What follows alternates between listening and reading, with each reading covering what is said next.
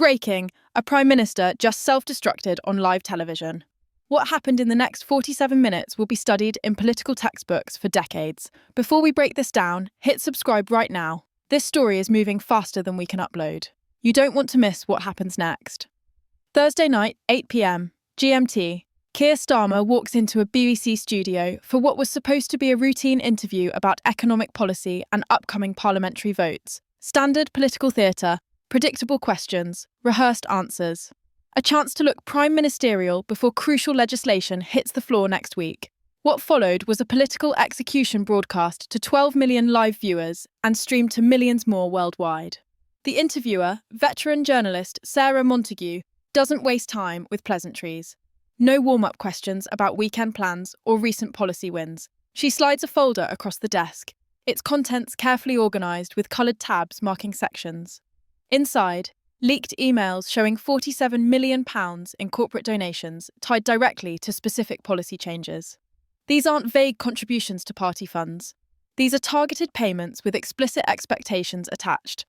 Healthcare reforms presented as NHS support, they were written, nearly word for word, by executives from private health companies who had poured £18 million into Labour's campaign coffers over 14 months. Infrastructure contracts worth billions?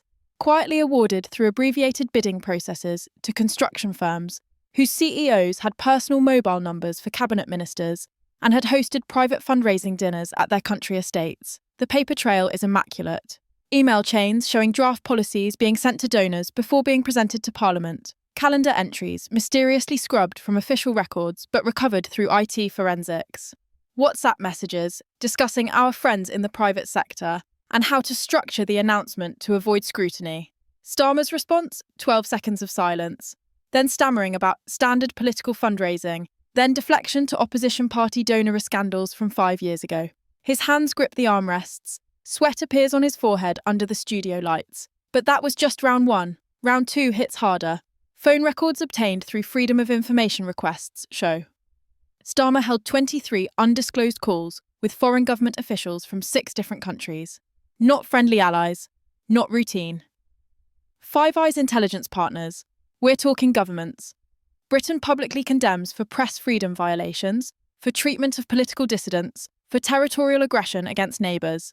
Late-night conversations, some lasting 3 hours.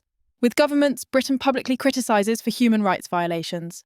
None reported to Parliament as legally required under the ministerial code that Starmer himself strengthened when he took office, promising a new era of transparency and accountability. When confronted, Starmer calls them routine diplomatic conversations necessary for Britain's interests abroad. The journalist doesn't let it slide. She reads timestamps aloud: 2:37 a.m, 11:48 p.m, 4:15 a.m, 1:23 a.m.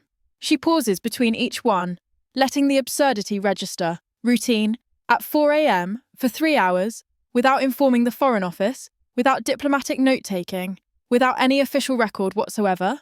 The studio audience, carefully selected to represent a cross-section of British voters, nurses, teachers, factory workers, small business owners, retirees, erupts. Not polite murmuring, not contained disagreement, full eruption, people shouting. One man stands and yells resign, others join in. Security moves toward the audience, unsure whether to intervene. One woman breaks through the chaos. She's visibly shaking, standing in the third row. She's a Manchester NHS nurse named Rebecca Thompson, 34, who's worked double shifts throughout the healthcare crisis. Her voice cracks but stays strong. Mr. Prime Minister, how do you sleep at night knowing you sold us out? We trusted you. We believed Labour would be different, and you're just like all the rest. Worse, because you lied about being better. Starmer looks down at his notes. No answer. He shuffles papers, clears his throat, still nothing. The silence stretches for 11 seconds, an eternity on live television. When he finally speaks, it's to say, I understand your frustration, which prompts another wave of audience anger. Then comes the kill shot. A whistleblower from inside number 10, someone who worked in the policy unit for 2 years, has released audio recordings to multiple news organisations simultaneously to prevent suppression. Not transcripts that could be disputed, not second-hand accounts. Actual recordings of private cabinet meetings from the past 8 months. In them, you hear Starmer's unfiltered voice discussing strategy with his inner circle. How to manage the narrative around difficult decisions. How to bury negative coverage by releasing it Friday evening when journalists are understaffed. How to isolate and discredit critics within the party by feeding damaging stories about them to friendly reporters. And in one chilling 90-second exchange, recorded during a discussion about benefit reforms, Starmer admits certain policies will absolutely hurt working families in the short term, hurt them significantly, but the electoral math works if we can frame it as fiscal responsibility and keep media focused on opposition chaos.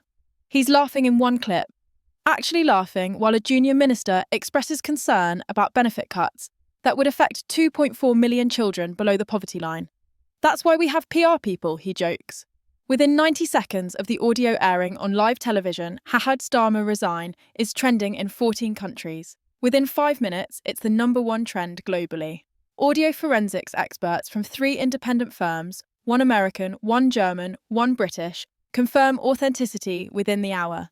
No deepfake, no voice synthesis, no manipulation. His voice, his words, his strategy. Opposition parties move with surgical precision. Emergency debates are called for Friday morning. The Liberal Democrats release a statement within 20 minutes. If Starmer has any integrity left, he resigns tonight before further damage is done to British democracy. The Conservatives, typically cautious about appearing overly partisan during crises, released their own statement calling the revelations deeply troubling and demanding full transparency. But here's where it gets unprecedented, where this transcends typical political scandal. His own party turns on him. Not the usual backbench rebels who oppose party leadership on principle. Not the far-left faction that never trusted his moderate positioning. His allies, his loyalists, people he personally promoted to committee positions. MPs who campaigned for his leadership bid. Within 2 hours of the broadcast ending, 5 Labour backbenchers post-resignation demands on social media, carefully worded but unambiguous.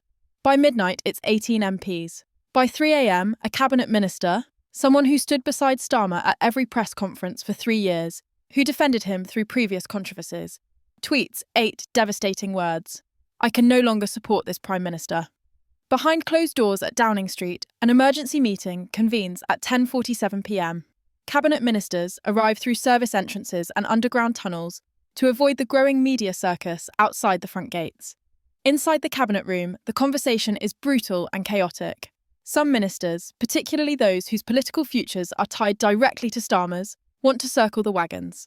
They argue this is a coordinated opposition attack, that the recordings could be selectively edited, despite forensic verification, that resigning would be admitting guilt. They push for a united denial and a counter-narrative offensive. Others, those still calculating their own political survival, are already drafting exit statements. One minister reportedly asks the room directly, "What else is coming? Because if there are more recordings or documents we don't know about, I'm out tonight. I'm not going down with this ship." The Chancellor's name appears repeatedly in the leaked donor emails, showing he personally met with financial sector executives who later received favourable regulatory decisions. The Foreign Secretary is mentioned in those phone records, having been present during at least 4 of the undisclosed foreign calls. The Home Secretary is heard in the whistleblower recordings, agreeing explicitly that public opinion doesn't matter if we control the message effectively. This isn't just Starmer falling, this is an entire government imploding in real time, its credibility disintegrating faster than spin doctors can respond. Conservative headquarters is celebrating. Sources inside CCHQ say champagne bottles were opened as staff watched Labour self-immolate on national television. Their opposition research team, kept on retainer for exactly these moments, is already drafting attack advertisements and campaign messaging. Internal polling conducted overnight shows a 14-point swing in key constituencies. If an election were called tomorrow, Labour would face a historic wipeout. But beyond partisan schadenfreude, Britain faces a genuine constitutional crisis. Critical votes on economic legislation are scheduled for next Wednesday. International climate summits in 3 weeks require British representation and leadership. Complex trade negotiations with 5 countries are at delicate stages. Instead, the government is frozen, paralysed, consumed entirely by survival mode, while the country watches in stunned disbelief. Legal experts across news networks are now debating whether criminal charges could follow.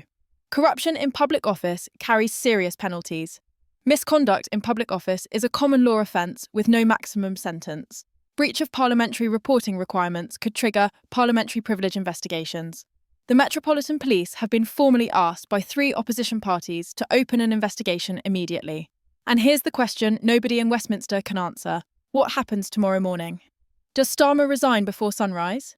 Does he attempt to fight, gambling that party loyalty and fear of Conservative resurgence will save him? Can he even enter Parliament without facing an immediate no-confidence vote that he would almost certainly lose? Labour MPs are holding their own emergency meetings right now in private offices and restaurants across London, debating whether to force him out before he drags the entire party down with him. The calculation is cold. Sacrifice Starmer now or risk annihilation at the next election.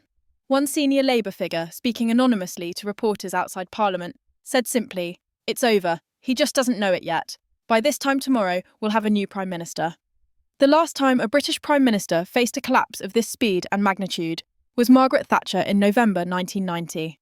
She resigned within 3 days. Starmer has hours, maybe less, before the decision is made for him.